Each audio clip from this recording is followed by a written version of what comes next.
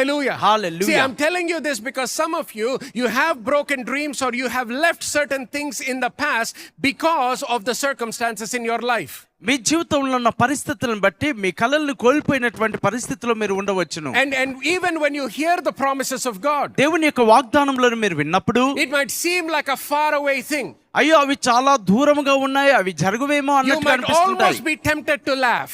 ఇక ఆ విన్నప్పుడు నవ్వుటకు మీరు శోధింపబడతారు. You might almost feel tempted to say, oh, it'll happen in somebody's life, but in my life it's case closed. అయ్యో వేరొకరి జీవితంలో అలా జరుగుతుందేమో కానీ నా జీవితంలో అయితే అలా జరగదండి, ఆ యొక్క స్థితి దాటిపోయానని But I'm అనవచ్చేమో. praying today by the work of the Holy Spirit that every one of us will begin to once again believe in this faithful God who is faithful in keeping his promises and fulfilling his promises in our lives. మరి ఒకసారి నేను ప్రార్థిస్తున్నాను, ఈ యొక్క నమ్మకదగిన దేవుడు మన జీవితంలో తన వాగ్దానములను నెరవేర్చుటకు ఆయన నమ్మదగిన వాడని, ఆయన నమ్మకత్వం గొప్పదని మనం నమ్మాలి. Hallelujah. హల్లెలూయా.